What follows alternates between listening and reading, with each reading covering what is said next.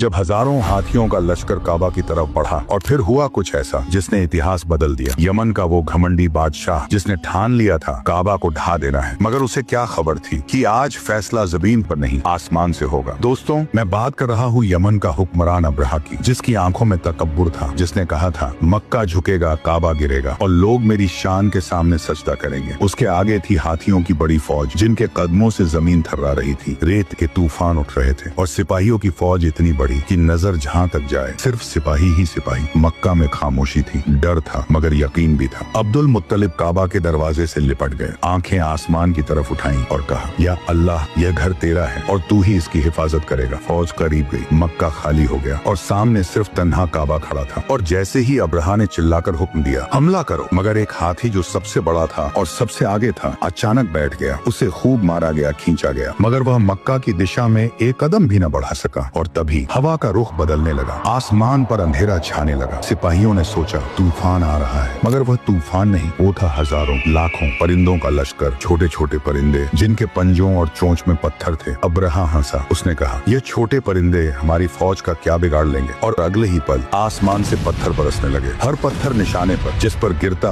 उसका जिस्म चीर देता। सिपाही चीखने लगे, हाथी भागने लगे, फौज टूटकर बिखर गई, हर तरफ अफरा तफरी मच गई। वह छोटे पत्थर नहीं थे, वह अल्लाह का अजाब था। कुछ ही पलों में, कुछ ही लम्हों में वह लश्कर जो काबा को गिराने आया था मिट्टी में मिल चुका था। अब्रहा भागा मगर मौत उसका पीछा कर रही थी और आखिरकार उसका अंजाम भी तारीख में इबरत बन गया। और काबा जो अल्लाह का घर है आज भी खड़ा है, न हाथी उसे गिरा सके, न बादशाह उसे मिटा सके, क्योंकि ताकत फौज में नहीं, हाथियों में नहीं, ताकत उस मालिक में होती है जो जब चाहे किसी की भी तकदीर बदल सकता है। बेशक मेरा रब हर चीज पर कादिर है।